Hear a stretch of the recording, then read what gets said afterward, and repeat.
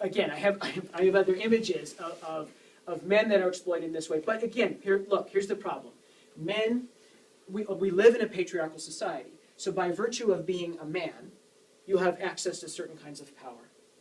Just by being born, and if you're a white man, you have access to a lot of power just by virtue of being born into this society. Right? And it often comes at the expense of marginalized groups of people, which women in general are, people of color are, and so on. Right? So there are images of men that are also used to sell things and that are used in the service of this PETA anti-fur campaign, but they're highly problematic as well. They're handsome, big-chested, big-muscled men, right, that play into the image of what the sexy male body is supposed to look like, right? And so again, here we have this sort of sexualized images. I don't think that they do the same kind of thing as a woman's body, because we live in a well, let me back up. It reinforces patriarchy in just a different way, right? The patriarchal male body is supposed to be muscled and strong, right? And don't express any emotion except anger, right? And you know, this kind of thing. Whereas the female sexualized image body is something else, right? And does something else, but it still reinforces patriarchy. And that's what PETA is trying to exploit here. But what I'm arguing is they do it at really the expense of their goal, right?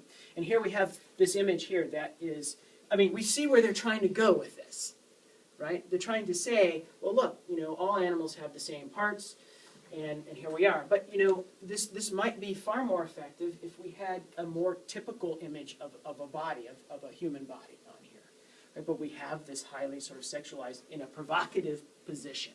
So is it all men that are on the PETA board? No, it's not, actually. The woman is at the top. No kidding. Wow. Yep. Again, so here's I think that's it, right? And here is an example. Oh, well, you know what? Let's go back, just back a couple here quickly. This is how I see these things as being interconnected, right? This is why I say they reflect one another. So let's talk about patriarchy again for a second before we go here. No, I mean, it's okay, you just leave it there. But patriarchy, so we see clearly how the sexualized images of women sort of reinforce a patriarchal structure, right, that sees women as sexual objects, right? But we also do this with animals and men, right? Boys are raised not to express emotion over the suffering of non-human animals. And I know this is true, right, because I've married into a family of hunters. Right? In fact, I used to hunt myself. And you have to do a certain amount of mental gymnastics to be okay with killing something, right? And you can start by teaching young men that it is inappropriate for them to express emotion over the suffering of a non-human animal, right? And we don't all do this, right? But this is part of what it means to be sort of inducted into a patriarchal, male-dominated society, is to have certain understandings about non-human animals, and certain reactions to their suffering, and certain understandings about women. In fact, even some of the language that we use, here's again the language that we use about men, about animals and women, right? We use the language of the predator and the prey when we talk about pursuing a woman, for example. Right? So you have this kind of language that seeps into the way that we talk about women. If we did, so here's the intersection. The intersection is if we didn't have these expressions or understandings of animals and our relationships to them, we would not be able to use that in order to exploit humans. Right? I think that we can't just justify working for ending the oppression of animals on the basis of how it positively affects humans, but I think it is an important argument to make. Right?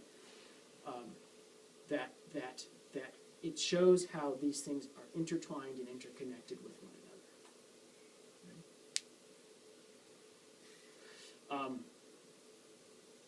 So are there any questions about that? And I don't know if that speaks to your comment, Joy. I mean, I don't know if it still feels like it's being made up. But Well, let me address it when I do my little thing. There's a philosophical aspect to it I'd like to go ahead and discuss. jump in.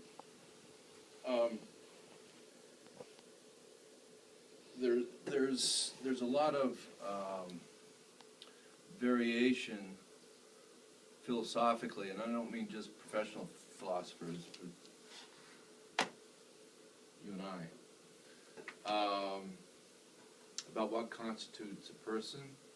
Thomas White has argued dolphins, for instance, are persons, non-human persons. And that's a form of incrementalism for those who are committed to animal rights and abolition. But in terms of the learning curve, if you think about other things that we've changed our minds upon in our life, these stepping stones are helpful. You know, where we identify, I can go this far with my thinking, but no